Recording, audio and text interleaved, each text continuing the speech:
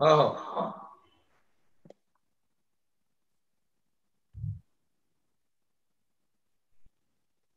कौस्तुभ दिसतोय.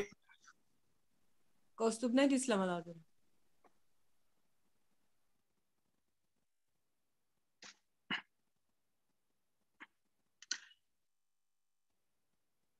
Good evening, everybody. Welcome to this international webinar at Believers Church Medical College and Hospital. Today, it's our 54th webinar, and it's a very special one. As medical student, when I was in my college back in the day, I never knew what were the options abroad. We did hear of an USMLE, we did hear of a PLAB, but how to go about it, how to attain the great American dream, many of us did not know. So that inspired us as an institution to take up this cause and bring to fruition this webinar on whether or not to take USMLE, how to go about taking USMLE, and all these tough questions which we keep asking in our minds. We thought to put it into a webinar, and to clear the air for us, we have none other than the consultant cardiologist, director of cardiovascular imaging at Mint Hill, lead physician, Heart and Vascular Institute at Mint Hill, and member of the strategic council at the Mint Hill Medical Center in Charlotte, North Carolina, Dr. Kaustubh Dabatkar.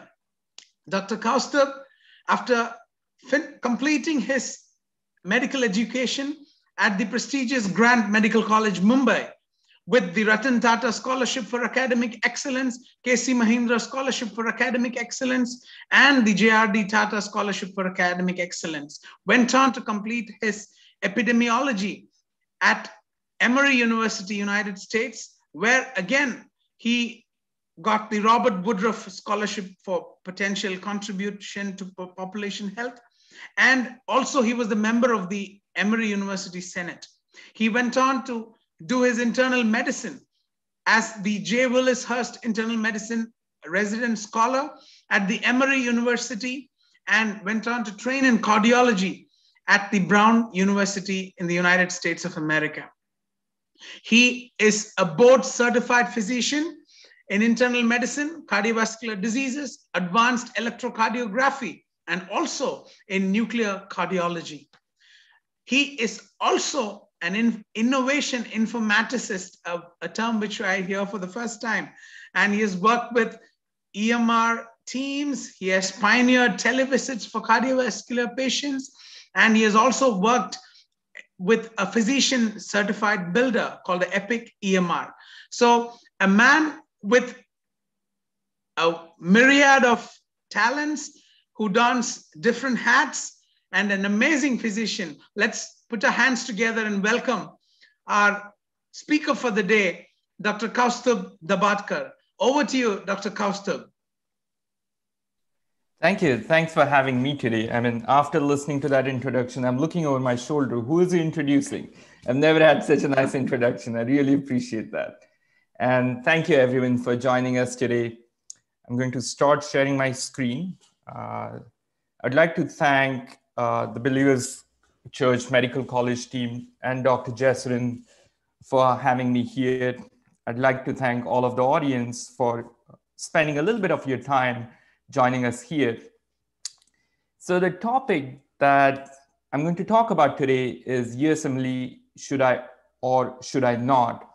And in a brief moment, I'll explain to you why did I choose this topic. But my goals for today, first of all, is, as Dr. Jessurin mentioned, a lot of us are not even aware that this is an option that's available to all of us. You don't need to have a specific green card or citizenship in the US to do the USMLE. So my first goal is to at least get a lot of you to consider this question if you haven't thought of it. Second is to narrate some of my experiences, which I hope some of you will find helpful. And third is to present a few facts around it. There are a few facts, there are a few myths. With the boom of the internet, there's so much information available that it's difficult to discriminate in terms of what is relevant and what is not relevant. So hopefully I can help you answer this question for yourself. And the answer is going to be a very personal one. For me, obviously, 12, 13 years ago, the answer was a resounding yes. Looking back, I'm extremely happy I chose this route, and I'm happy where I'm at right now. And I'll tell you a little bit about myself along the way. And the goal is not to toot my horn, but help you understand where I'm coming from. So this is how I plan to structure my talk for today. I would also like to take this opportunity to thank Ms. Namita and Ms. Jamie, who are going to be our panelists, and they'll hopefully help us keep a track of all the questions. And we are not planning to stop in between for questions, just to make it easy and more sort of streamlined. We'll stop for questions towards the end.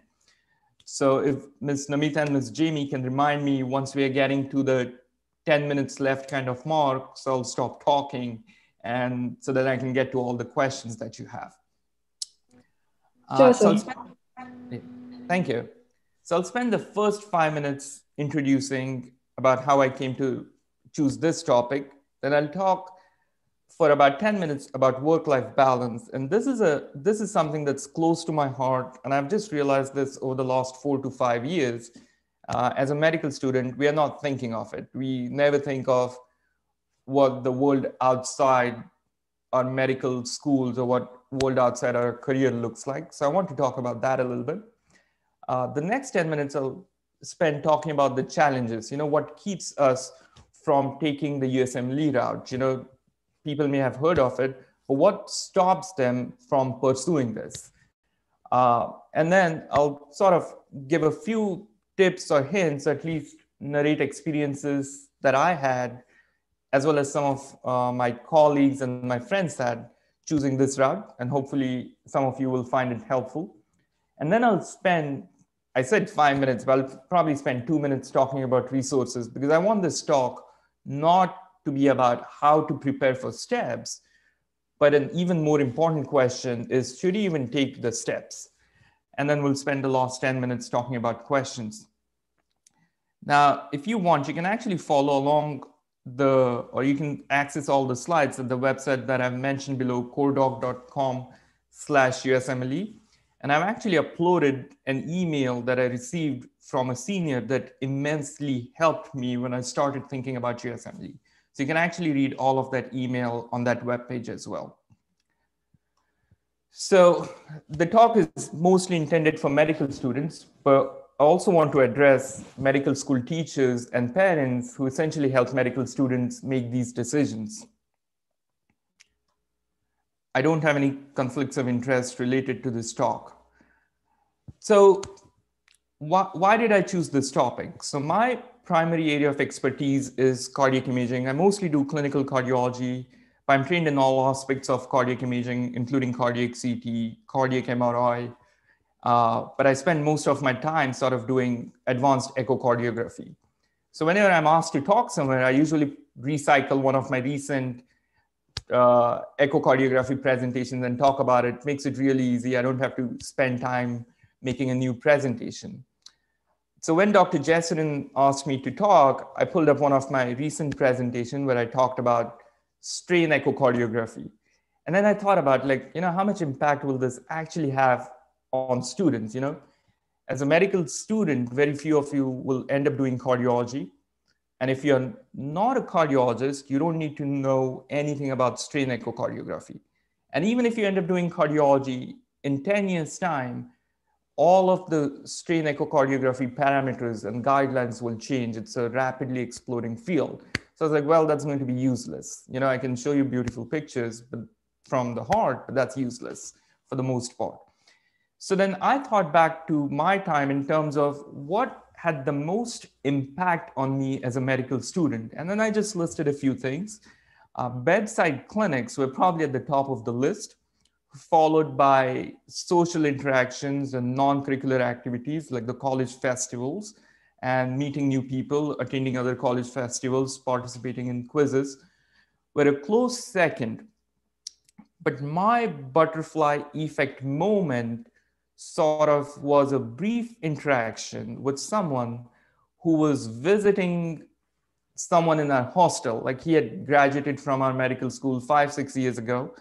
He was visiting someone at the hostel. Somehow I ran into him in the lobby and we chatted for like 2 minutes.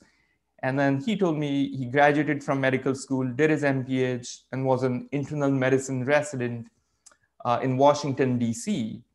And to be honest, I didn't know anything. I didn't even know what MPH was to ask any questions, leave alone smart questions. I was like, okay, well, congrats. Sounds like you're doing really well. And that was the end of that. But then I started thinking, well, my plans were to pursue an internal medicine residency in India. So I was preparing for it. And this was finally a medical school. So I'd already started preparing for the entrance tests and the NEETs and the CETs of the world. We didn't have NEET back then. And I was like, you know what, let me at least look at what this MPH and USMLE thing is. So we had our old Nokia phones with a tiny web browser and slow web connection. So I sort of started looking up on it. And then I stumbled on some of these blogs, Student Doctor Network, which is mostly American medical students talking about the USMLE, how to prepare for it, how to prepare for the match, and all of those sorts of things. But there are a few international medical graduates, and those posts are really helpful. Those posts are moderated. So if someone's talking about something irrelevant, that gets deleted. So it's a really good forum to visit. The second, and this was probably a little more important site for me, was USMLE to MD. And this was run by a physician, a practicing physician. I think he was in Nebraska at that point. He graduated from GS Medical School in Mumbai. And he was a hospitalist, which means he was an inpatient internal medicine doctor, Chetan Vasekar. And he had sort of wrote everything about his journey, including how did he pursue a graduate degree in the US, how did he apply for exams. And most of us back then who were taking the USMLEs, this was sort of the go-to website where you'd find all the relevant information at one place. For some reason, the site is offline now, but there are a lot of sites who have sort of mimicked that site. It was so popular back then. And so you can easily find something which is similar to it.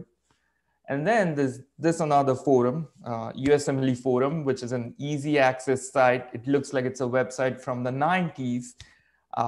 It's not really moderated. So there's a lot of useful information. I definitely encourage all of you to visit, look at the posts, look at what's going on, but also try and ignore all of the racist comments, all of the irrelevant comments and content. You know, living in India, we sort of get used to filtering out what's irrelevant to us. So I'm sure, you know, as medical students, you have gotten pretty good at ignoring what's not relevant to you. And another site, you know, which was, again, this is a site that's offline now, but it really helped me. There are a few blog posts by this physician, Vishwas Varner, and at that time, he's actually taking the USMLEs. He had not even finished his USMLEs. But he had a few blog posts on there. And I was like, oh, well, this was really helpful. And I just sent this guy an email just because I had so many questions. I didn't know who to ask. I had a few seniors, but everyone has a different take on things because you look at the world from your own perspective. And I really enjoyed his perspective, how he talked about everything. So I just sent him an email. I was like, hey, I'm thinking of doing this. What do you think about this? And he sent a detailed response, which I did not expect. I spent 2 minutes writing an email to him, and his response must have taken him at least an hour to write. And what I've done is I've uploaded his entire email to the webpage that you see at the bottom. And I highly encourage all of you to go and read it. And this was for free. He didn't expect anything in return. I just sent him an email and he sent. And so there's so many people online, strangers, who are willing to help you. And you'll be surprised. You just need to know the right places to find help and right way to ask for help. So I highly encourage you to look at that. And the other thing is, you know, talking to seniors really helped me. But most of the seniors that I talked to were probably 2 years ahead of me. So they were still in the process. They may or may not have had secured residency spots. So information was helpful, but not thorough or complete. You didn't know where you were going with all of that. So this is sort of a glimpse from the email that I received from Vishwas, and he sent me a complete plan of how I should plan everything from taking the GRE to applying for MPH to when should I take my USMLEs and all of that. And I think I followed this plan to a T. I may have taken a few tests in advance, but I was not late on any of the tests. And this really helped me. This made me accountable. You know, if I was lagging in taking a test, then I had to justify it to myself. Because one of the challenges is in medical school, you have a timeline. You have a test that's coming up on, oh yeah, April the 15th, I have to take an ophthalmology test. So you have to be ready by then. The problem with USMLE is there's no deadline. You can keep pushing your test back as long as you want. You can say, well, I'm going to take my test in 2 years, and there's no one stopping you from doing that. So if you don't hold yourself accountable, you can really veer off path. So this email really helped me, and I encourage you, whatever you're doing, if you're taking the CETs or whatnot, to make this kind of timeline and hold yourself accountable. So just to talk a little bit about me, and I want to talk about this for one, I want to justify why you're spending an hour of your life listening to me. Time is the most valuable asset any of us has. So why spend an hour listening to a guy that you have never heard about? So that's first. Second is my hope is with this, I can highlight how strategizing and planning and building personal relationships will help everyone. You don't have to be a stellar medical student. You don't have to be a really hard worker to get to being a cardiologist or being an internist or being a hematologist in the US. It's not that difficult. You just have to have a good plan. Now, I was fortunate that I did fairly well during medical school. I always used to be somewhere I wasn't the first one, but I was at the top of the class. So it really helped me build relationships, get to know my teachers and all of that. And being in Grand Medical College, which is in Mumbai, as it is, you're exposed to a lot of things that people outside the metros may not be exposed to. But I took my step 1 and step 2 CK during internship. So I was doing my internship and I spent my time studying. So I know how hard it is, but it's definitely doable.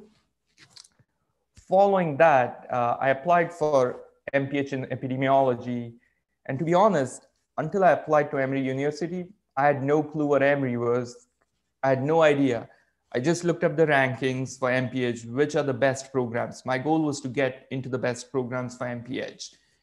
And I saw Emory. And then after I went to Emory, I realized how big of a deal Emory is overall. Emory does not have an engineering college. Emory does not have anything else. It's mostly healthcare focused. The two biggest advantages that Emory has is CDC, the Centers for Disease Control. Their global headquarters is on the same campus as Emory. So any new outbreak, any new issues, Ebola, or any epidemiologic studies, if you're at Emory, you have access to everything. My mentor was actually a physician at Emory. He spent most of his time doing research, but he also had an appointment at CDC. So he had access to all the CDC data sets and all of that. So that was helpful. And the second thing, and which is a big deal about Emory, is if people have heard about Andreas Grunzig. So he is a German cardiologist who was the first to develop balloon angioplasty, which is sort of what started the stent era, which changed a lot of lives. So Andreas Grunzig was a faculty at Emory. So everyone from all over the world would come to Emory to learn about cardiology. And some of it is still the case. The guy who put the first stent in the US is still an attending physician at Emory. He's 80 years old. He has a little bit of tremor, but when he does his procedures, somehow his tremors go away. He still takes call and all of that. So Emory was a beautiful exposure for me. And then my mentors were amazing. And while I was at Emory, it really helped me get used to the US culture. I built really good personal relationships. My mentor, Dr. Venkat Narayan, he's from South India. He's from Bangalore, actually. And he actually does a lot of research in diabetes and epidemiology of diabetes in South India. So he was a fantastic guy. So when I asked him for a letter of recommendation for me to get into residency, he's like, okay, let me help you. So he picked up the phone. He called the assistant program director of internal medicine residency at Emory. He's like, hey, I want you to meet this guy. He's a really great guy. I think he should stay here so he can continue his research with me. And then I met with the associate program director, and somehow she liked me, and they offered me what's called a pre-match. So I didn't have to wait for the match to sign a residency spot, but they just gave me an offer letter. We want you to start residency with us. So I didn't have to go through all of the match procedure. I still did a few interviews, but then I signed a offer letter and I was in residency at Emory. A few years ago, they stopped this pre-match because they felt like some of the programs which were not as good, they were using this pre-match to sort of get candidates before the match who otherwise would have gone to a better program. So they stopped the pre-match process, but that was the advantage that I had at residency at Emory. And then after that, once you're at Emory and internal medicine resident, all of the cardiology fellowships are thrown open to you. Everyone sort of interviews you. And then I was fortunate to interview at some of the top places. I ended up at Brown University, which is one of the Ivy League schools, and I really enjoyed my experience there. But I think all of this was due to my experience at Emory. So we make a lot of choices during the day, and a lot of times we don't even realize where these choices will take us. And that's what happened to me with Emory. MPH was sort of going a little bit off track because I knew I wanted to be in clinical medicine, but that choice helped me stay at Emory and just made everything else much simpler for me. So again, talking about choices and consequences, I want to talk about work-life balance because the choice that you make will ultimately affect your work-life balance. I'll talk about this by talking about what I currently do and how I spend my time. So I'm a clinical cardiologist. Typically, it's a 5-day work week. I spend 4.5 days doing clinical work, which involves most of my time is spent doing echocardiography, which is advanced echocardiography and procedures. I spend rest of the time seeing patients in the hospital as well as in my office. And then every week, I get half day of what we call administrative time, which is basically to hold meetings because I lead the Heart and Vascular Institute clinic at Mint Hill, and I'm on a few other committees. So the half day allows me to schedule my meetings, update protocols, and all of that. I take 2 to 3 overnight calls a month, which, to be honest, is on the lower side. Most cardiologists probably take 7 to 8 throughout the US. We are a large group, so I can get away with 2 to 3 overnight calls. I cover couple of hospitals. I'm mostly at home, but then if someone needs help, they call me, they ask me questions. And there's internal medicine physicians who are actually in the hospital, so I can guide them over the phone. And then for the weekends, typically I take calls every 5th weekend. So the rest 4 weekends are entirely free, which is Saturday and Sunday, which is really good. And I enjoy 7 weeks of vacation, which is almost too much vacation because sometimes I run out of things to do. You're not going to travel for 7 weeks in a year, and definitely not with the COVID-19 pandemic going on recently. As I said, most of my workday ends at 5:30. And so by 5:36, I'm either home or I'm on the tennis courts playing tennis. So that gives me a really nice balance. And then I can go to work refreshed the next day.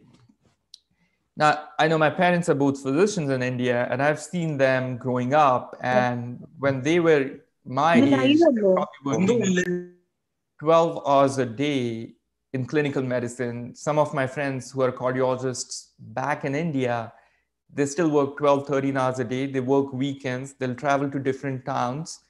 to see cardiology patients in remote areas.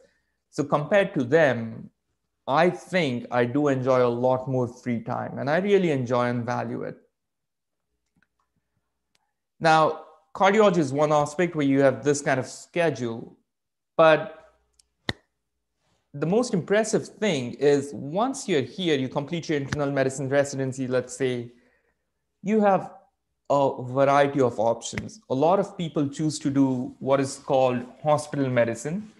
They train in internal medicine, but then opt to do just inpatient medicine. And that way, what they do is they work 14 days a month. They work 12-hour shifts, 10 to 12-hour shifts. And the rest of the 2 weeks, they can either take off, or some of them actually go and work somewhere else because it's a lot of time off that you may not need. Now, some other opts to be primary care physicians, which is a sort of a 8 to 5 job, 5 days a week. You get your weekends off. And some of it, the 8 to 5 can seem misleading because some physicians, they see a lot of patients. And then in the US, your notes have to be extremely detailed. So you document everything that you're doing for the patient. You document what the patient told you. So the paperwork can take an hour or two at the end of the day as well. And there are some physicians who stay in what we call academic world, which would be like a teaching, like a medical school or medical college, where they get to teach residents, they get to teach medical students, and they spend a lot of their time doing research and probably spend only 1/3 of their time in patient care. And that is a really rewarding field as well.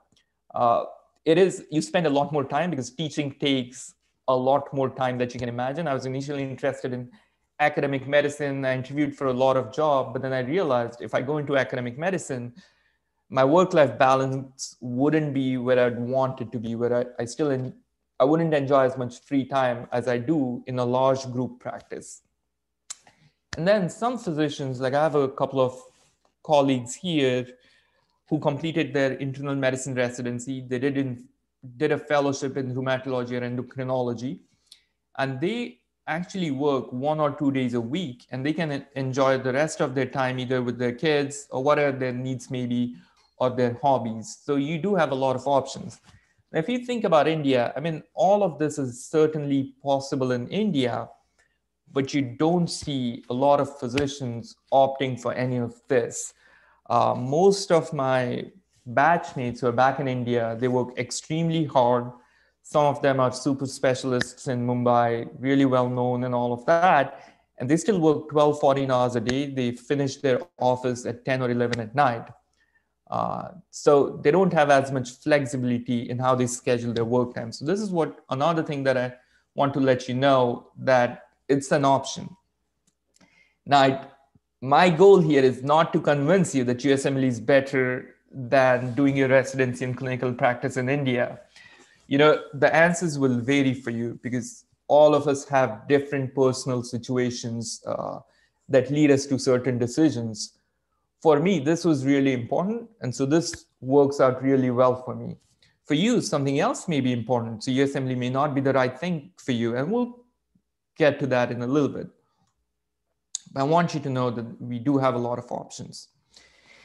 Now, what are the challenges that we typically face? You know, USMLE is all this great, why isn't everyone thinking about the USMLE? What keeps us from thinking about it? The first thing is, as Dr. Jesserin mentioned initially, 10, 15 years ago, all of us did not know enough to even think about it. Now, with internet, a lot of us think about it, but then we run into challenges. And some of these challenges are actually perceived challenges. They may not actually be true challenges. But let's talk about a few of those. So the first and the most important one is stepping out of comfort zone. And what I mean by this is, as a final year medical student, as a third year medical student, you have spent 18, 20 years growing up in a country, in an area that you're really familiar with. The language is the same. We know how to communicate. We know how things are going to work out. We know what the residency program looks like. We see residents work hard. We have families who are well connected, who make our life easier. We're also, to a certain extent, a lot of students who get into medical school, we also enjoy a certain degree of privilege. And we almost feel like, if you leave India and go somewhere else, you'll have to give up that privilege. And that's sort of the first challenge that we have to get over. Now, the first thing, when you think of USMLEs, you're thinking of adjusting to a new culture and country. All of us watch news, so all of us come out with different impressions of what living in the US seems like.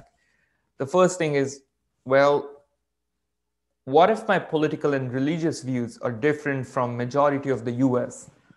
What if people don't like me? What if people don't understand my accent? Will they treat me differently because my skin color is different? And I'll tell you my experience. Now, everyone has a right to have their own experience, but I think most international graduates who come here will probably agree with me, is we found the US to be an extremely welcoming country, and I'm really happy to be here. Now, I practice in an area where I get a good balance of different political and religious opinions. I see a lot of patients whose political opinions may not agree with my political opinions or my social opinions. Their religious views do not agree with my religious views, but they welcome us with open arms. They're trusting us as physicians. Every week, and I don't exaggerate this when I say every week, I at least see one patient who tells me, oh, I only see Indian physicians because I like how smart they are. And then at that point, you have to stop and correct them. It's like, well, we may be Indian physicians, but we were trained in the US, like we completed our residencies here. So most of my bedside manner, most of my decisions are based off what I learned from physicians who trained in the US, physicians who grew up in the US. So then I have to stop and correct them. But this is to illustrate a point that people are really welcoming.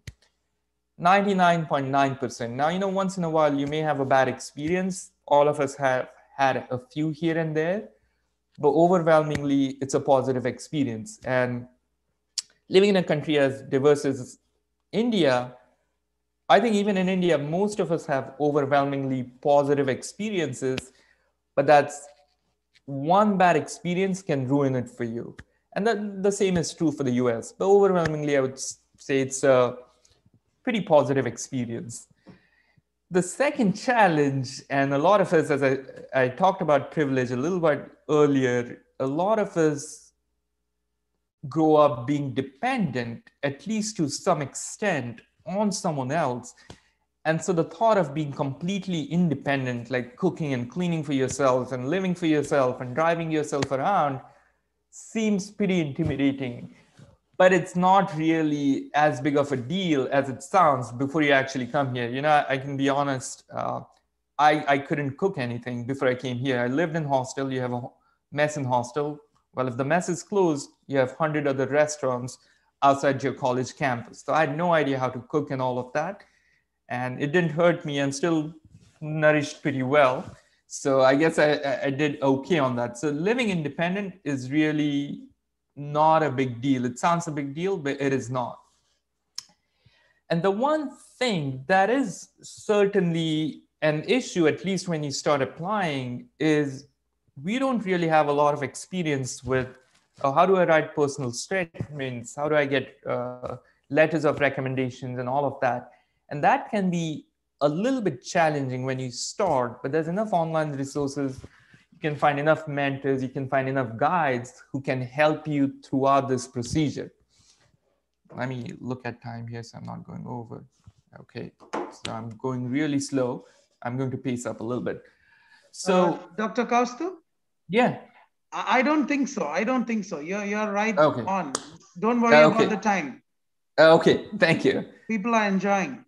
Okay, thank you. All right. So, and this process, once you get into it, it becomes easy. So when you look at the process, it seems really long when you lay it out. Step 1, step 2 CK, step 2 CS, wow, 3 examinations. And then you have to verify your documents, and then you have to take USMLE step 3, wow, 4th examination. And then you have all these applications, interviews. So it seems like a really long process. When you compare it to doing residency in India, you take 2 or 3 tests and you hopefully score well in one of them and you match for a residency slot. You don't have to go through applications and interviews and travel to 50 different cities to meet other people and email 100 people. So, but you have to break the process down a little bit. So let's say if you are able to take your USMLEs during internship, the rest of the process is actually really, really fun. You know, applying for residencies, looking at different residency programs, traveling for interviews, which most of international medical graduates apply far and wide. They apply to all the states just because it's a little more competitive as an international medical graduate to get into a residency program. So we apply all across the country. And what happens is you end up getting interviews in a lot of different states, which allows you the opportunity to travel to these different states. India is a diverse country, and so is the US. You know, US is definitely not a sort of a uniculture or a monoculture sort of country.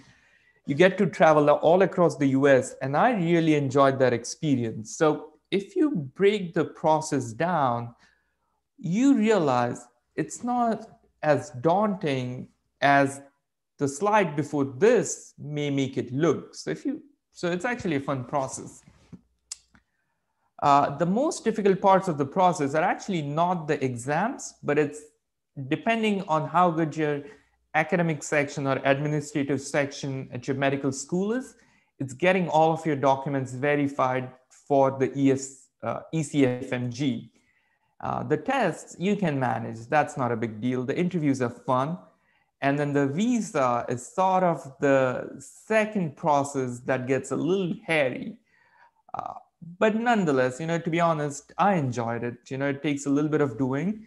I remember my dad had to go and park his car outside the academic section because I was in the US and he had to spend an entire day waiting for a single document to get cleared from the academic section. So, well, he had to do the hard work, I didn't. And talking about the academic section, this is an important challenge, at least that I had being at a government medical school. We did have a few medical students who had applied for residency in a couple of years before me.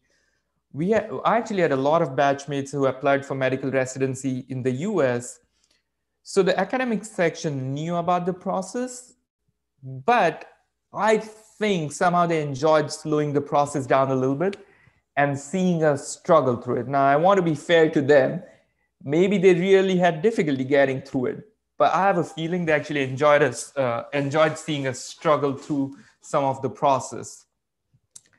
But if you know your faculty really well, my teachers were really supportive when it came to the, it should say letters of recommendations, not letter of recommendations, but my teachers were really supportive. It really helps to be a good student. It really helps to participate in extracurricular activities where if you're participating in social events, you get to know your faculty well, you get to interact with your dean, depending on how large your medical school is, also depending on how accessible your faculty and your dean is, it may be easy or difficult to get all of this done. But for some medical schools who don't send a lot of students to the US, this part gets really tricky. So I encourage you to start building these relationships with the academic section, with your faculty, with your dean, and being a good student and participating in extracurricular activities really helps. And then there are other personal reasons, first of which is family. So I know of a couple of my friends who actually wanted to come here, but they had family situations where their parents wanted them to stay in India. So they eventually opted against coming to the US. Financial is another thing that some of us may have to think about. To be honest, and again, this is a personal opinion, each one of us is in a different financial situation. If you're not extravagant in your spending, you can get away with spending maybe $15,000 to $20,000 for the entire process, which is not a whole lot, maybe 12 to 15 lakh rupees. But once you get a residency spot, you're actually going to make all of that back in 4 to 5 months. So that's not a huge factor. For a couple of my friends, that was definitely a factor when they made their decision. But I'm sure looking back, they were like, well, if I'd stretched a little bit for a year, maybe, I could have made a lot of this money back during residency. So I don't think financial should be a major consideration. But again, as I said, I don't want to speak for everyone. And then the third thing, which I should have put here, but I guess I forgot, is the weather. A lot of people get really worried about the weather, especially you're seeing the storms in Texas, and you see the wildfires, and you see the snow, and you're like, well, I don't want to deal with any of that. And that is certainly a factor. But as I said, the US is an extremely diverse country. So there's a lot of areas in the US which haven't seen a snow for years and years. And Texas used to be one of them until a few weeks ago when it got snowed. There's a lot of areas that get really hot and see probably one day of rain in a year. The area that I live in North Carolina, which is close to the East Coast. We actually see a lot of rain. So for the last 2 weeks, it rained almost every day. So we didn't see sun until 3 days ago. So although weather can be a factor, you can find a place where you want to be. So when I was at Brown University, it's in the northeast part of the country where it snows a lot. And you would have snow on the ground for 2 to 3 months. And I got tired of it. I was like, well, I don't want to be in a place like this. So that's why I moved south, where it probably snows here maybe for a day every other year. It's not even every year. It does get a little cold, but it's not horrible. So although weather can be a factor, you can find a place which suits your needs. Now, for me, the rest of the challenges, fortunately, were not a big deal. But this was the mental aspect of it was the biggest challenge for me. And the question was, why would someone want me? Every year you read news reports and you read, there was actually an article in New York Times from maybe 3 or 4 days ago about how medical graduates from the US are having difficulty matching in residency programs. And you see it all over the place. There's like US medical graduates did not get a spot. And so then the question, and this was the most important question for me, is why would someone want me over a US medical graduate for whom it's not difficult to adjust to the culture because he grew up in this culture. He has no visa issues because he's actually from here. Why would someone want me? And I think the most important thing is just the fact that you go through this long process helps the program directors see that you're determined and you are pretty perseverant to get into a residency program. So that differentiates you from a lot of other applicants.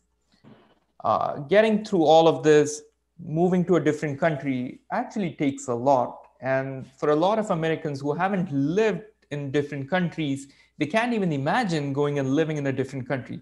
So they do appreciate the hard work and the determination that we put into the process. The second thing is everyone wants residents that are hardworking and efficient at the same time. So if you take a group of people and you divide them into the top half seem to be hardworking and the bottom half may not be as hardworking, everyone wants residents from the top half.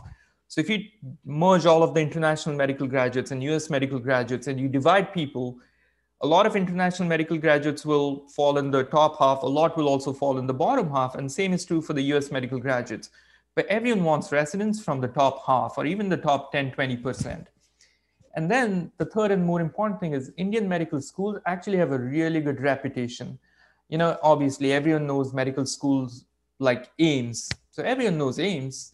Not everyone knows GMC or Grand Medical College. Not everyone may know Believers Church Medical School. But the overall impression is that Indian medical schools do a good job of teaching basic medicine to their students. When you come here, what program directors or people, so program directors are the leaders in the program who usually hire residents to join their program.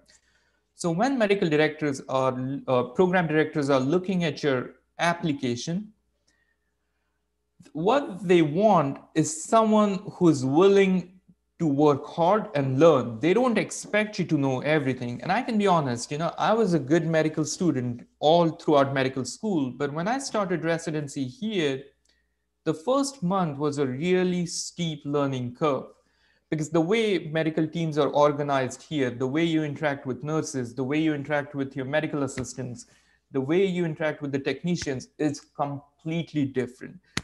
The way you interact with patients is different.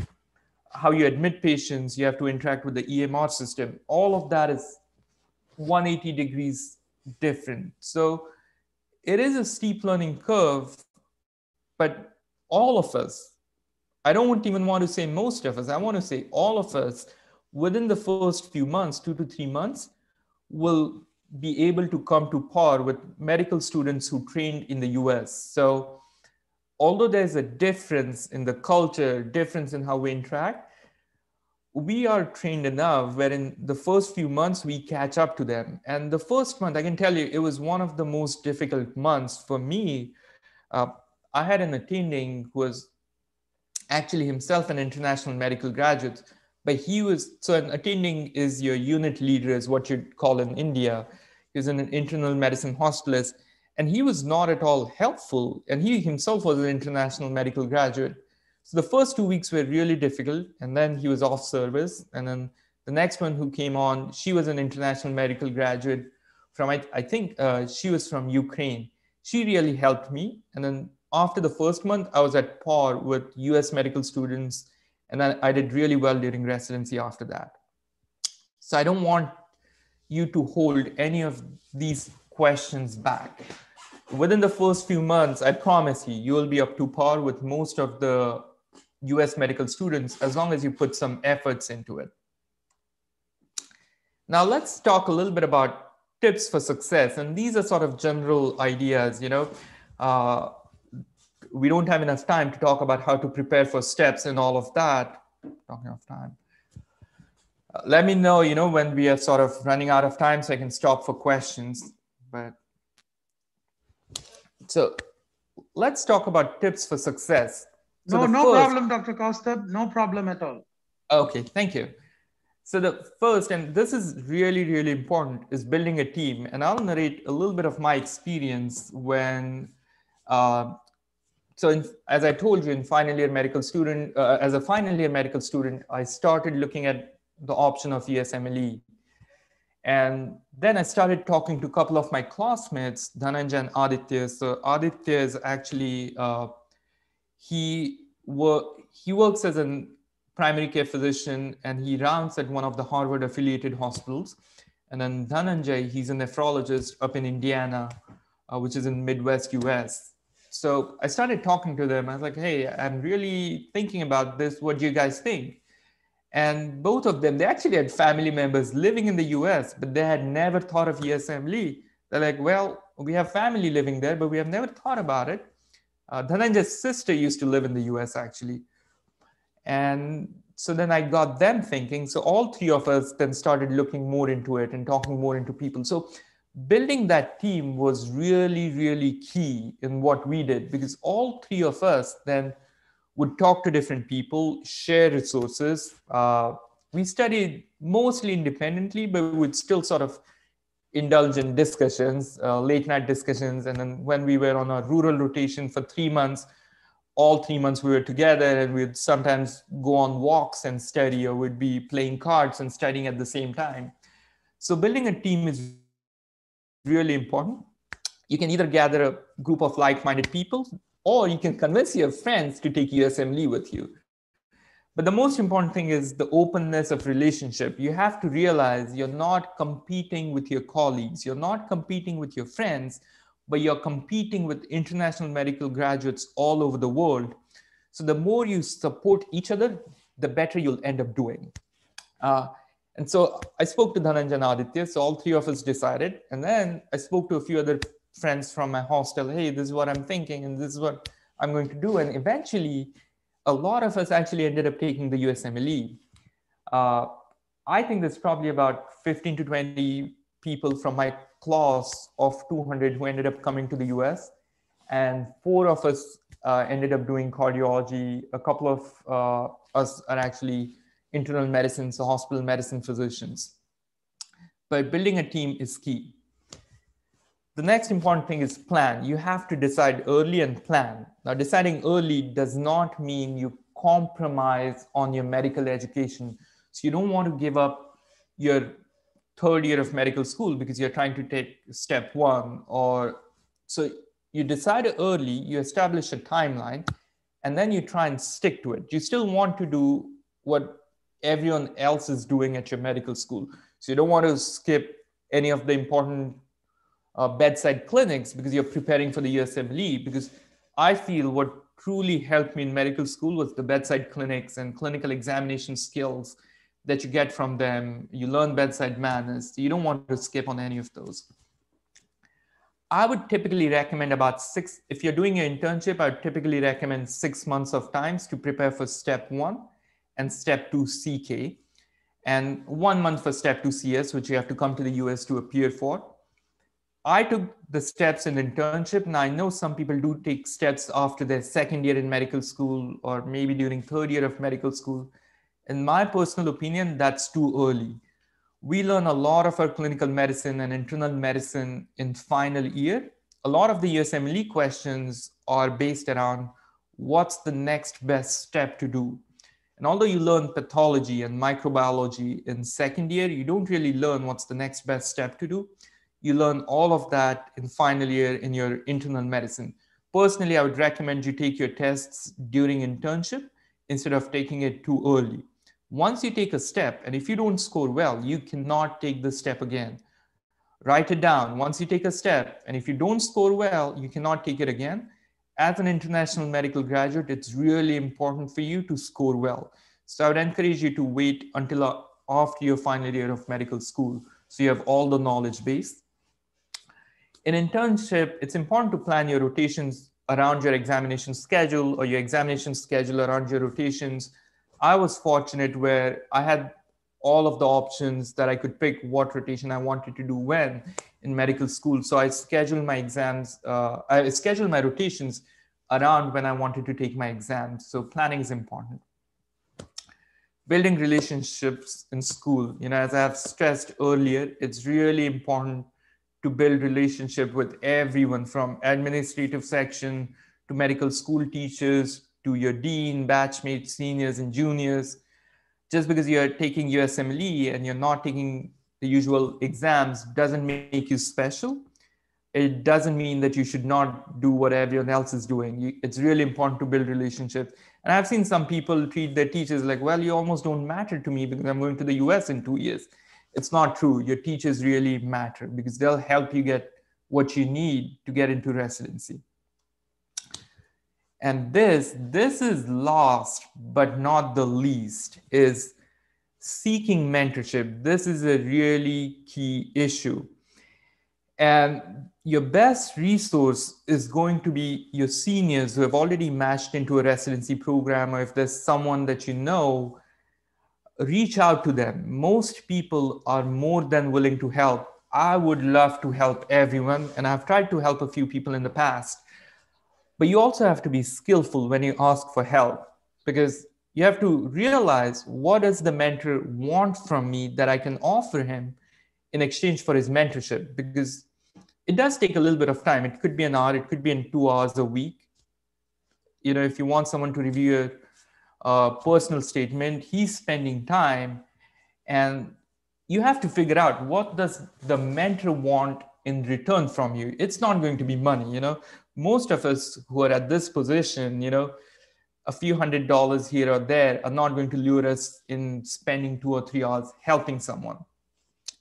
I can tell you from my personal experience, when I think I was in 3rd or 4th year of medical school, I was involved in a social event, and somehow I ended up connecting with one of our graduates who had graduated from medical school maybe 10, 15 years before me, and she needed some help getting a document from administrative section. I had no plans for USMLE back then. I was like, okay.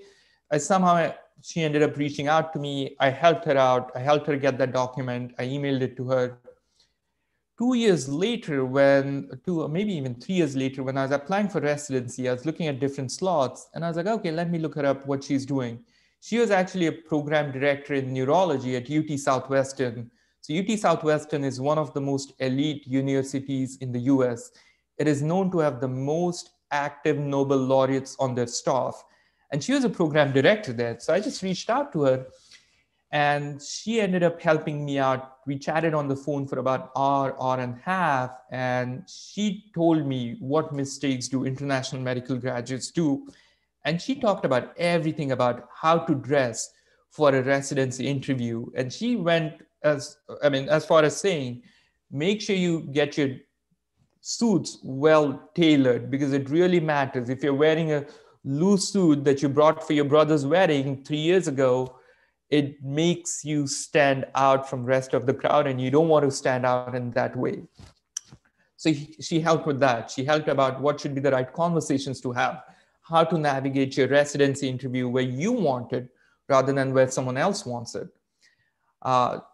So she ended up helping me. Then I reached out to a couple of, and she helped me because I had helped her once without expecting anything in return.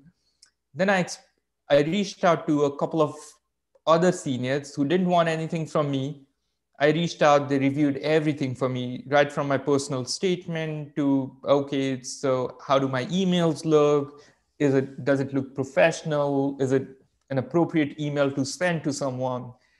And one of them that really stands out is Dr. Karishma Sainani, and she is actually not a clinician here. She did medical school and she does healthcare consulting work here.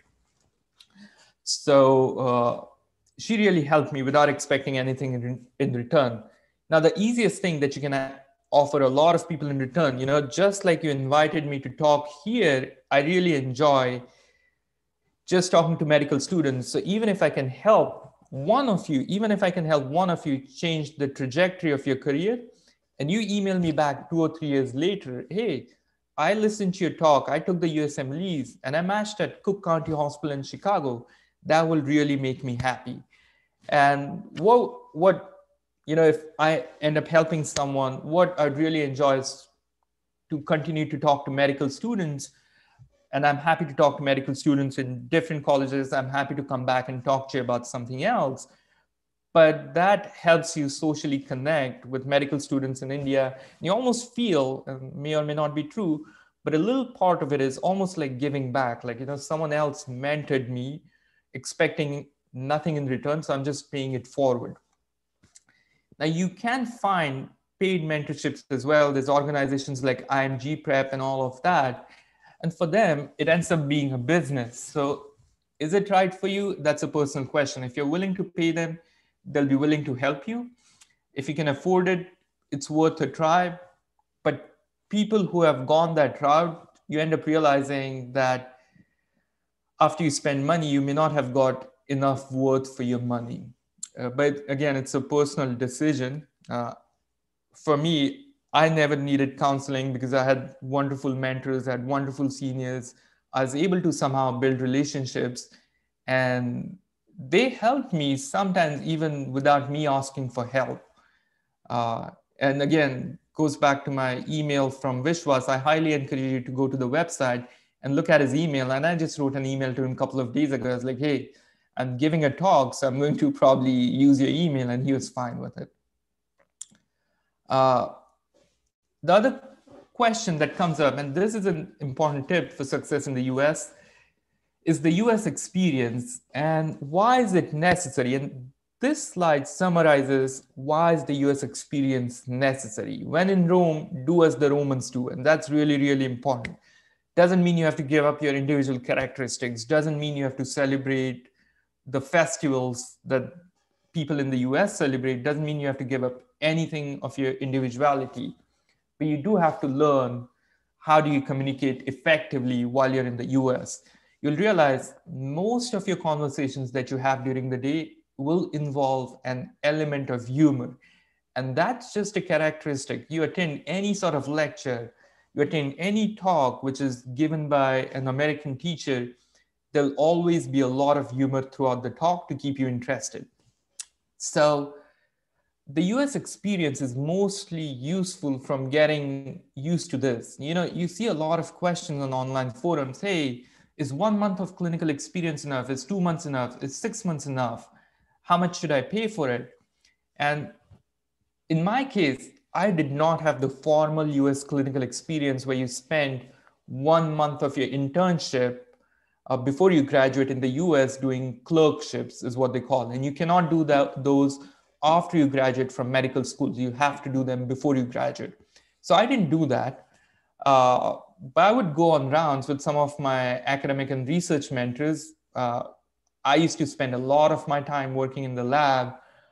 We used to publish a lot. So I'd spend a lot of time working with them. And sometimes when they would go and round on patients, they would just let me tag on. And that helped me get used to, okay, how do people round? How do they interact with the team? How do they interact with patients? What are the right etiquettes? And that's why the US experience is really important. Now you can use it or you can get US experience in a lot of different ways. One established pathway is clinical experience, which is called the USC, as I mentioned, the clerkships, which you have to do during internships or while you're in medical school. You cannot do them once you graduate. You can do a few observerships, but those are not as effective. It is really difficult to get clinical experience, and you have to send a lot of emails. You have to reach out to a lot of people and make the right connections to get it. Now, I want you to caution here. Now, there are a lot of organizations which will ask you to pay money for US clinical experience, and you'll end up rotating with a private physician somewhere in a rural part or whatnot. They may charge you like $2,500 a month. And to me, that's not worth it. What you really want is clinical experience at a residency program so you can see all the interactions. If you're doing a clinical rotation with a primary care physician who has sort of a freestanding office somewhere, you're not going to get the experience that you need to get into residency. The letter of recommendation that you get from that experience is not going to carry as much value as getting a letter of recommendation from someone who is a teacher at a residency program. So you have to be cautious with that. In my opinion, the best way to get US experience is getting a research position. And these are difficult to come by. And even more difficult are the paid clinical research positions. But some of my friends who ended up doing really well and matched at some of the top programs, I know someone who matched at University of Pennsylvania, again, a top school. They probably accept only one international medical graduates out of 40 or 50 that they accept each year. Other one went to UT Southwestern, again, top school. He's actually a faculty there. All of them had paid research positions. And the reason for that is they used to publish a lot during medical school. They came from Ames, one of them from UCMS. They had a lot more exposure. They exactly knew what they wanted. But the research positions are difficult to come by, especially the paid ones. But if you can get one, that is fantastic. In my experience, and for me, this worked out really well, is getting a graduate degree. Now, these can be expensive depending on what schools you end up in. So I got an MPH in epidemiology, which typically costs around $50,000 in the tuition fees, and then living expenses, give or take about $1,000 a month for 2 years. Now, I was really fortunate. I had a full scholarship, so they paid for all of my tuition, and they paid actually for me just to attend the school as well. So I was really fortunate there. It is expensive, but it gives you time to get used to the US conditions.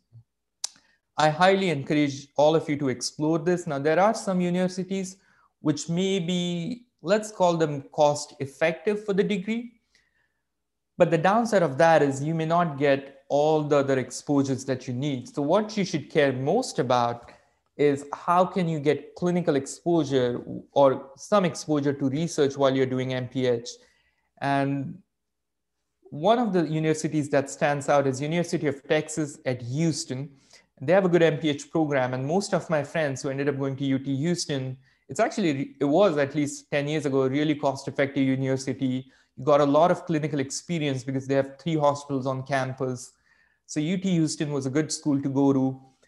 Now, some people end up going to universities which do not have as much of or hospitals and all of that. And those, like University of Texas at Houston, is different from University of Houston. So you have to be careful with all those things. So let's say if you end up at University of Houston, you may not get as much of the experience.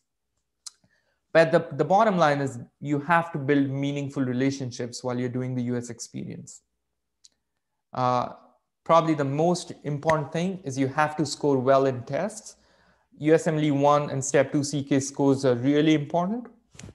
The other thing is you have to apply for residency within 2 years of graduating medical school, at max maybe 3.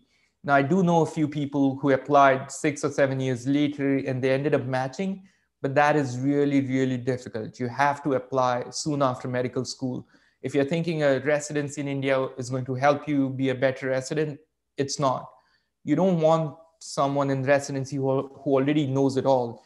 You want someone who's willing to come and learn with you. You don't, as a teacher, and maybe some of your teachers can chip in on this, but you want a student who's willing to learn. You don't want a student who already knows it all and he wants to show off how much he knows. You want a student who's willing to learn. So doing a residency or something else in India before you apply for residency in US is not going to help you. Now, this is a little bit of excerpt from the email that Vishwas sent me. I think we're almost we have already gone over time, but definitely encourage you to go to the website and read through his email. Resources, preparing for the steps wasn't as difficult as you would think. The top 2, for step 1, even if you can get through first aid for USMLE step 1 and you can get through UWorld, most of you, I'm sure, will be able to score close to 99, if not 99, but you have to know it inside out. Just the first 2 resources, and then the NBME practice tests are really helpful. I did use a little bit of Kaplan lectures and a little bit of other question banks, but I think first aid and UWorld should be enough to get you to 99 for the most part. And you can find a ton of resources. Don't waste your time in looking for resources. Pick a couple, 2 or 3 that really helped other people. UWorld for every step is a must, and then you can supplement it with something else. Okay, so that was all from me. You can contact me at my Twitter account, or you can send me an email. I'm really slow to respond to either. I haven't checked my Twitter for like maybe 2 weeks now. And I checked my email, but I haven't replied to my emails. But if you need, contact me. At some point, I'll definitely get back to you. And I really want to thank everyone for inviting me. I think we can open it up for questions. I know I want to respect your time as well. So if you can't get to all of that, even if you send the questions to Ms. Namita and Ms. Jamie or Dr. Jessarin, they can get those to me and I'll try and reply in an email. Thank you so much, Dr. Kaustubh. That was truly, truly commendable, quite comprehensive. And I'm pretty much sure that I would have been in the US now if I had a Dr. Kaustubh talk to me 10, 15 years back. All right. So it was truly amazing the way you dissected the whole idea of the great American dream for a doctor through a stepwise approach. Was extremely intuitive and very helpful. And we are grateful for that. Before we go into the panel discussion, I just want to share a small perspective, if you may allow, Dr. Kaustubh. Yeah, absolutely. Yeah. So just sharing my screen.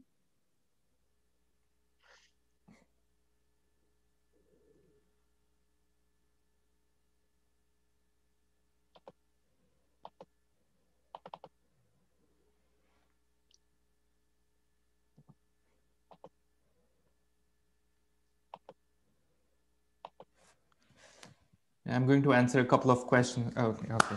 Yeah, we'll let you share.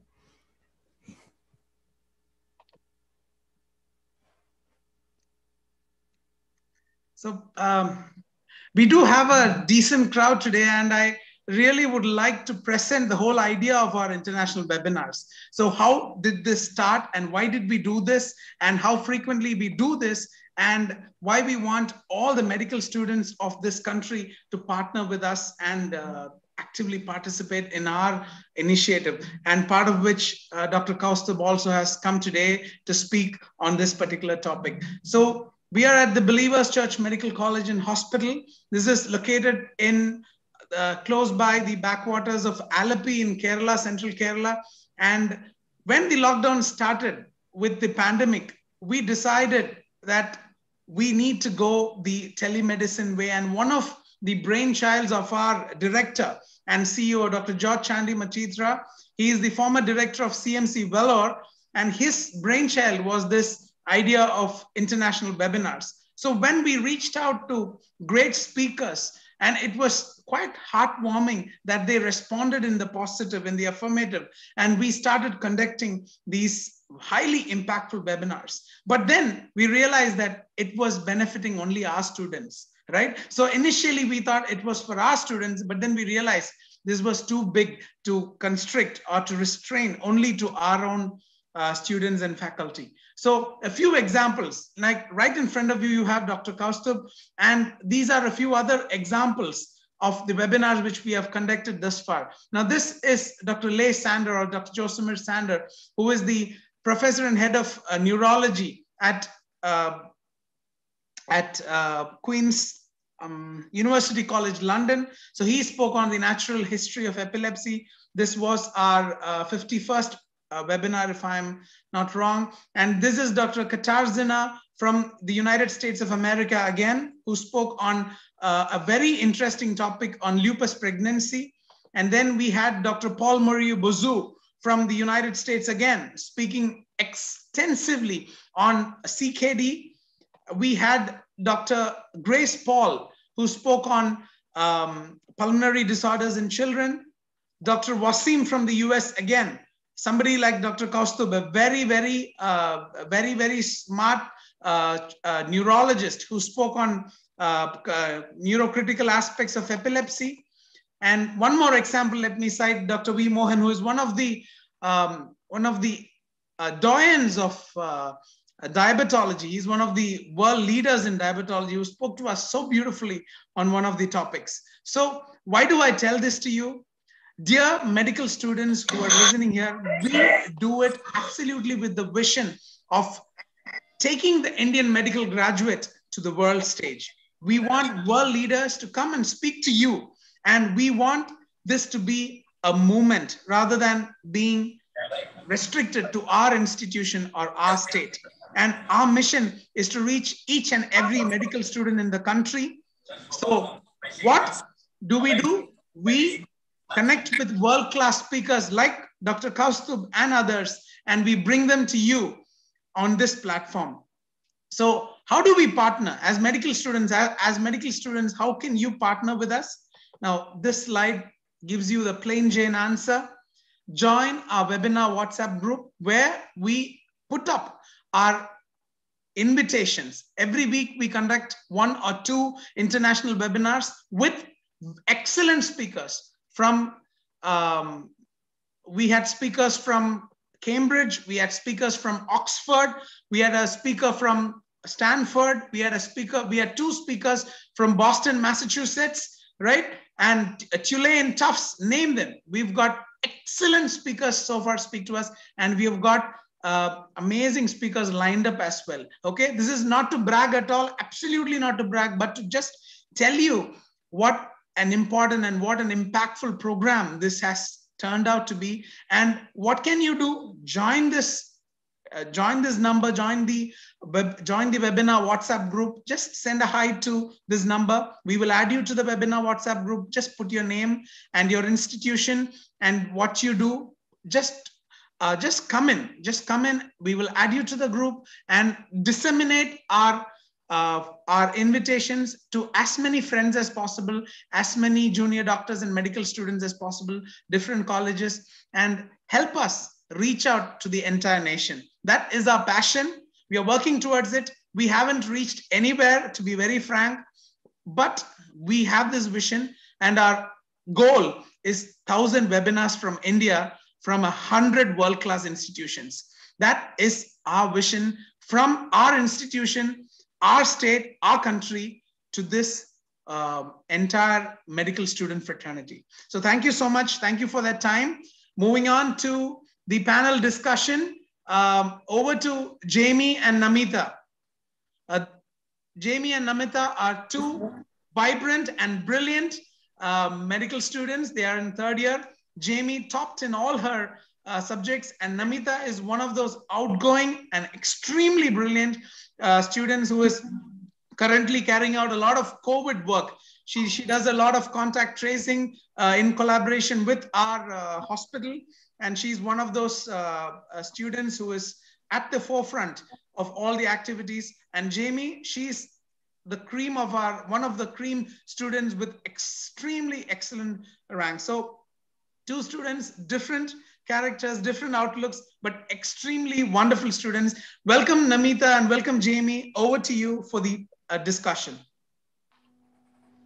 Thank you, Dr. Kaustubh, for that inspiring session, especially to a lot of us who had questions on what it is like to go there. And I'm sure the questions about the difference in culture was also addressed by you. So thank you for that. And you gave us a stepwise approach. So some of the questions that I came across was that, is there any particular order in which we can do the USMLE steps? Yeah, absolutely. And that gets asked quite often. So my recommendation would be to go in the same order: is step 1, step 2 CK, step 2 CS. Now, there are few people who believe if you take the step 2 CK first, it helps you. To be honest, I think you should take it as in the appropriate order, because I did have maybe 10 or 15 questions on step 2 CK, which were directly from the step 1 curriculum. Also, it's a step-by-step buildup. If I had to do it again, I would take it in the same order: step 1, step 2 CK, followed by step 2 CS. Yes, sir, because there is a tendency for, like, right after we do our internship, to think that step 2 CK might be easier for us. But I think, like you said, following from step 1 onwards would be the best way to go around it. So another question that I have is there any particular scholarship that you'd recommend for immigrants? That question came up in the chat box.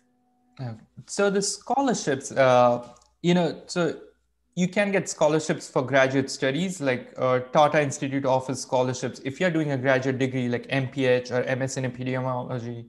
The problem with applying for residency, it's considered a job, so it's difficult to get a scholarship for job. Even your visa that you get for residency are the visas that you'd use for a job. So it's difficult to get a scholarship. I haven't heard of a scholarship that you can get for residency. Now, there may be some private donors who are willing to help someone out. That certainly happens. If there's someone who's really talented and someone from their town or city, they will sponsor him, and you can always go back and pay them if finances is a concern. But there's no established scholarship for residency as such.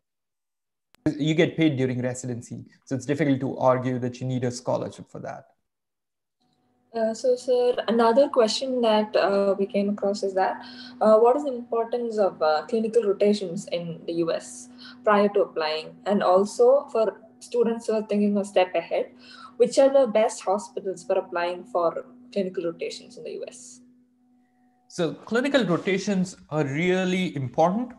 But as I said, the most important part of that is building relationships. So let's say if you do 6 months of clinical rotations, but you didn't show up on time, you didn't do what was needed, then that's not as useful. So what I would do is I would do maybe 1 to 2 months of rotations at hospitals where they have residency program. And that's the key.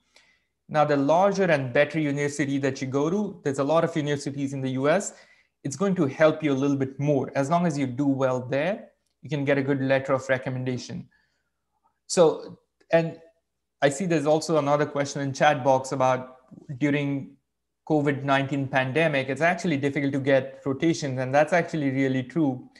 Even back when there was no COVID pandemic, it was actually really difficult to get rotations because you have to imagine faculty at a lot of these institutes get 10 and 20 emails every day requesting them for a rotation. So some of them may even reply to you. If they're nice, they'll reply to you, but a lot of them will just delete it. So it gets really tricky getting rotations.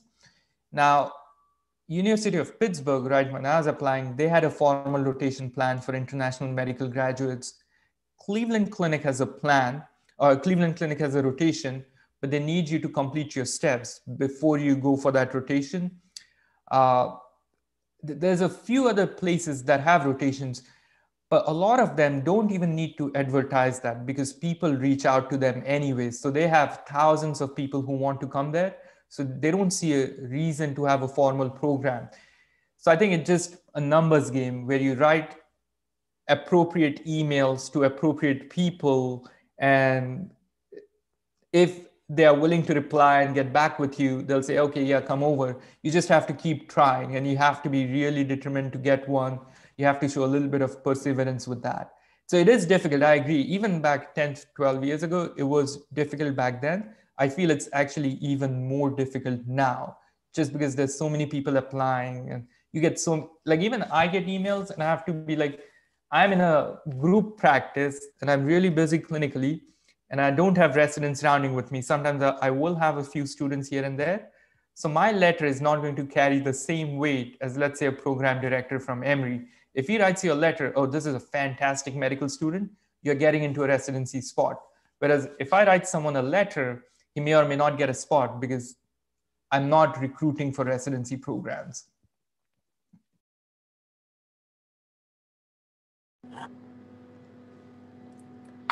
Thank you, Dr. Kaustubh. Also, there is another question.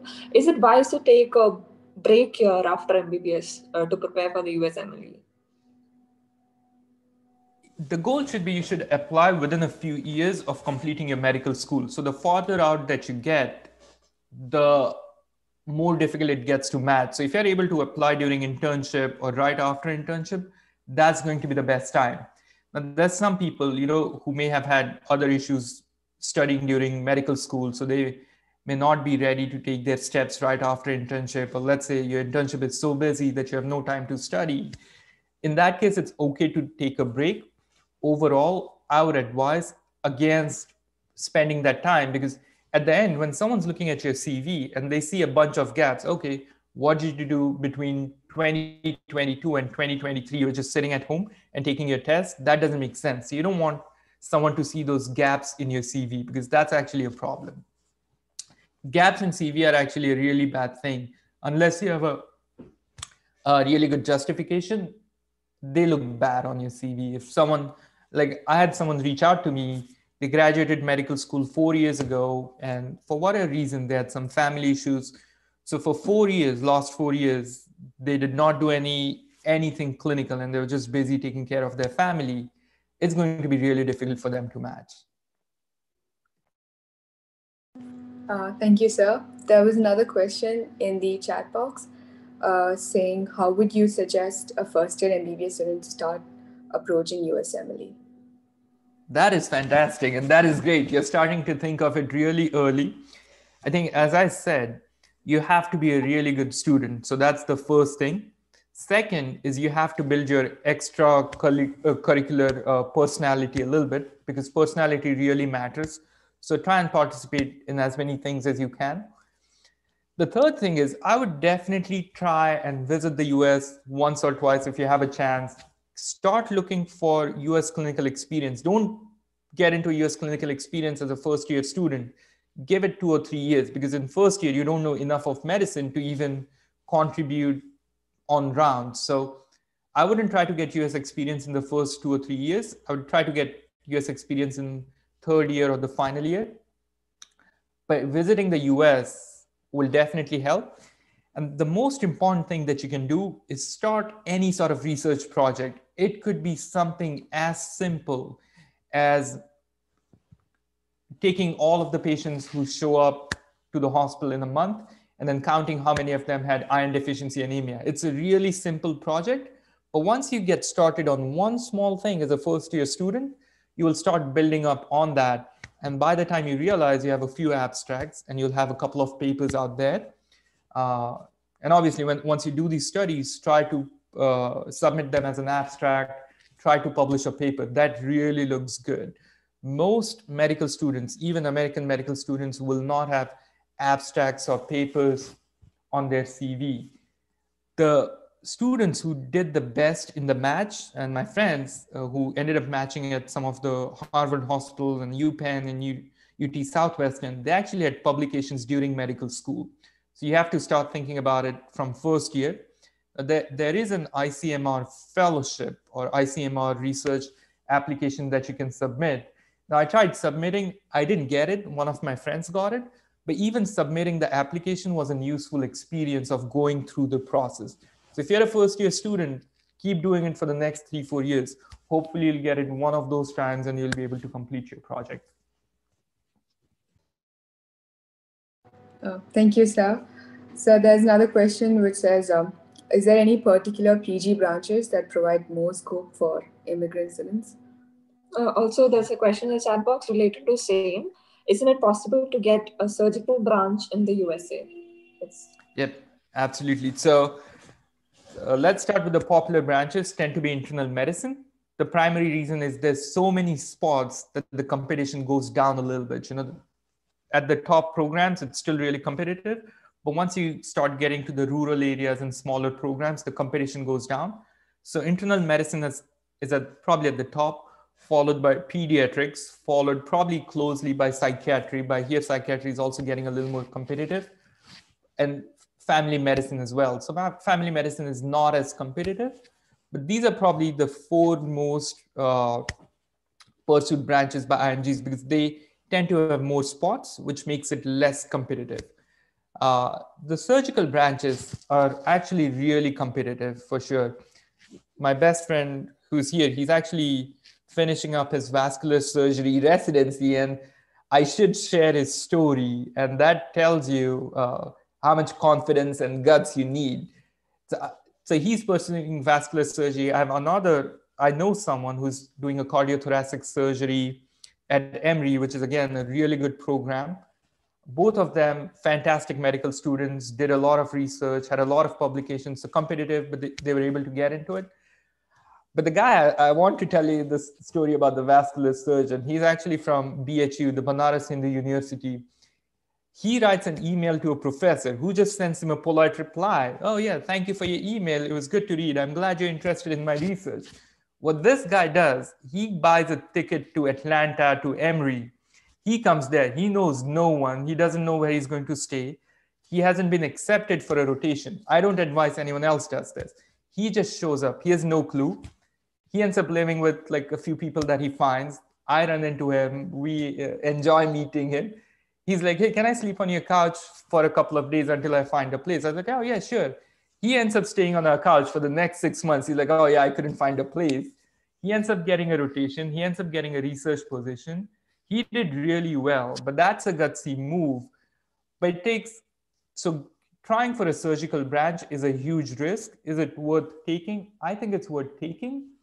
It's more competitive, but you have to be ready to not succeed in that. Well, I shouldn't say that. You should aim for success for sure, but it is really competitive and you have to be willing to put everything that you have into it. And that may mean spending 2 years not getting paid and sleeping on couches because you have no money, but hopefully you'll.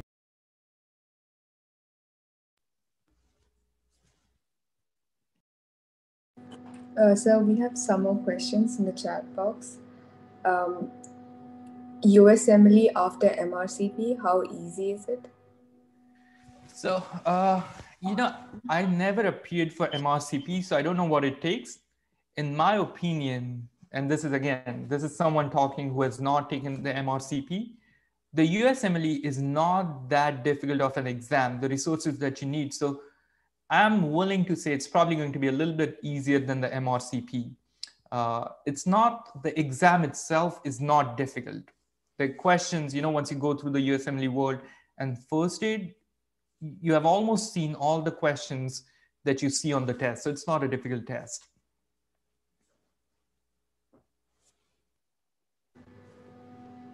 There's another question in the chat box.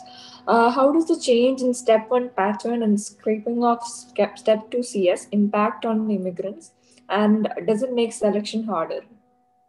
And that's an excellent question. So one of the advantages that we enjoy as international medical graduates is we take both of our steps after final year of medical school. So we have a broader knowledge base when we take the tests.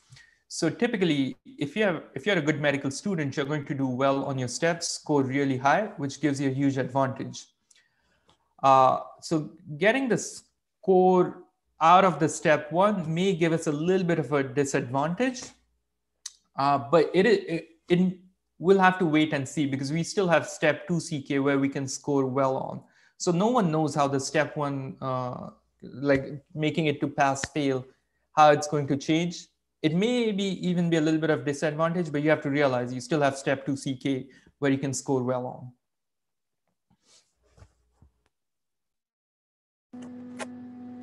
Thank you, sir. There's another question saying, if someone is a medical student and a fully trained musician from Trinity College of London, would it be an advantage for USMLE? That's an excellent question, and this plays into the point of you need to have some personality. So where it will really help you may not be taking the tests or scoring well, but when you show up for interviews and you have another dimension that you can talk about, that really helps. When you match into a residency program, you're actually working with someone. No one wants to work with someone who's a one-track mind, who cannot do anything else. Everyone enjoys interacting with people who bring different strengths. So being a trained musician gives you that different dimension to your personality. It also gives you a lot to talk about when you're interviewing. So it's going to help you when you interview. Thank you, Doctor. Another question from the audience is that we heard that previously it was a really hectic work schedule for residency. How much of it has changed in the recent years? Yeah, and residency is hectic everywhere. Even in India, I know, when I was and that probably drove me away from doing a residency in India for a little bit. I remember the medical residents, sometimes they would not get a day off for 2 or 3 months in a row. They would sleep in the wards in the hospital like 5 or 6 days in a week, go to their hostels maybe once a week to sleep in their own bed. Otherwise, they'd be sleeping in beds where we examined patients during the day and conducted clinics, which was really unfortunate. But it's really hectic in India. At least back 10 years ago, it was really awful. Compared to that, US residency, it's not as hectic. They're pretty strict about work hour rules and laws, where I don't think I ever spent more than 80 hours working, even during residency. There are going to be times where you have 3 or 4 sick patients that you are the only one responsible for caring. It absolutely gets stressful, but you will always have some help when you're a resident in the US. So if you're asking, is residency hectic? Yes. Should it be hectic? I think it's pretty reasonable in the US. It's nothing compared to what you have to go through in India. You'll always have help in the US.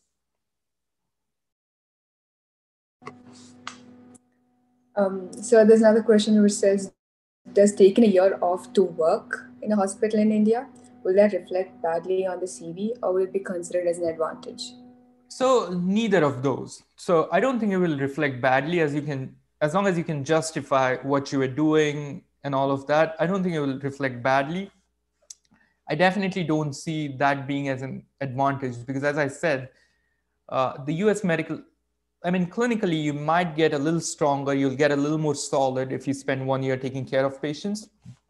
When someone's looking at your application, they're not looking to find people who are already trained. If you're already trained, it's no fun teaching you. You want someone who can be trained.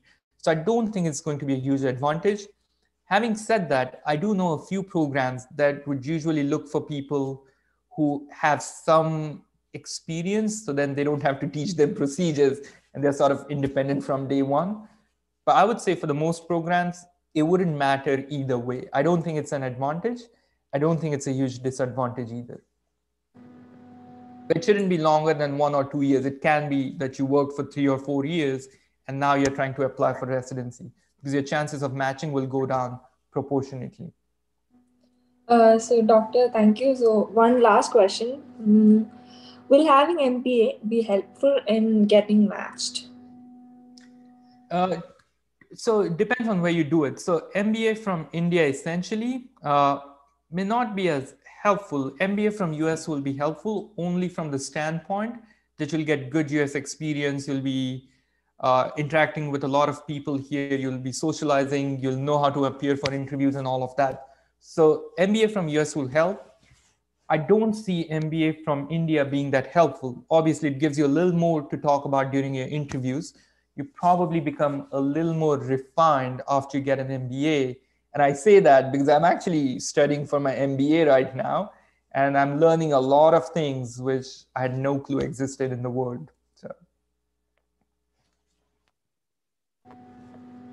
So thank you very much, Dr. Kaustubh, for the wonderful presentation and for answering all the questions very clearly. I'm sure many of the students are going to consider the possibility of a career, medical career in US. Thank you so much, sir. And thank you so much, Jacob, sir, for considering us to be a part of this wonderful presentation, wonderful program. Thank you, sir.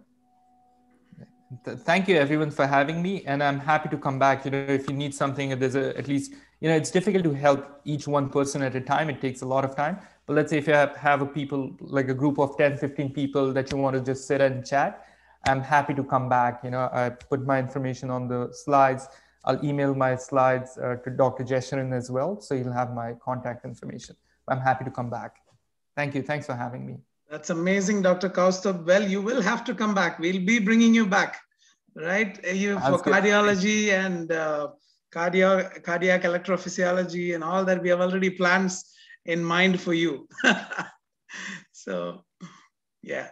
And Namita and Jamie, thank you so much, guys, for coming over and doing a great job. You took over the moderation and you quite admirably took up the questions to Dr. Kaustubh. And Dr. Kaustubh, your parents will be extremely proud of you today. I see they're present there. I'm sure they're present here. Yeah. So really, really proud of you. We are also proud of you. This presentation was truly excellent in a sense that you brought in the whole practical aspect of it. You dissected the whole idea of USMLE. You didn't go into the nitty-gritties of how to go about the exam. That is there, that is out there. But the journey per se is quite laborious, at least to see from outside. But when you get in and when a person who's been through the journey comes up with a log, with a travel log, it's truly amazing. And I'm very sure that it's helped all our students across the country. And let me thank you from the depth of our heart on behalf of our institution, the Believers Church Medical College and Hospital, our faculty, students, administration and management, and on behalf of all the medical students of our state and of our great country of India. Thank you so much, Kaustubh. This is part of giving back. You've given back through this session. Thank you. I appreciate it. Thank you. Thanks for having me. Thank you so much for your time. And I know you're a busy person, though you said it's only 5 weeks a day. I'm pretty much sure that you're quite a busy person and you've taken this time off to do all this meticulous preparation and come and present to us. Truly appreciate that. Thank you so much. And let me repeat to our participants, please do partner with us in disseminating these webinars to all the medical students across the country. Absolutely no selfish motive here. We want these world-class talks to reach the corners of our country, period. Okay, so this is the number. Let me repeat, 98941 19472. All right, let me repeat, 98941 1947-2, right? Just send a hi, tell us who you are, where do you study. We'll add you to the webinar group, and there you go with all our posters being posted there. Okay, so thank you so much, and it's time to call it a day. And until we come back to you with a very impactful webinar, indeed on the 26th, it is Dr. Arvind Singh, former alumnus of CMC Vellore, and who's a ophthalmologist in the UK, is coming with a very interesting topic. He's not going to talk on ophthalmology. He's going to talk on how medical education will prepare us for the world. All right. So that is going to be extremely interesting. It's going to be, again, a reflection of his life journey. And he's a very, very well-known physician in the United Kingdom. So he's coming over to talk to us on the 26th at 6 p.m. Indian Standard Time. Looking forward to have you all there too, even as we host that session. So until then, stay safe, take care, social distancing, hand wash, and mask yourself up. So with that note, and with a big, big thanks to Dr. Kaustubh Dabatkar and our young stars, Jamie and Namita, it's Dr. Jacob signing off from Believers Church Medical College and Hospital. Thank you so much. Have a pleasant evening. Thank you.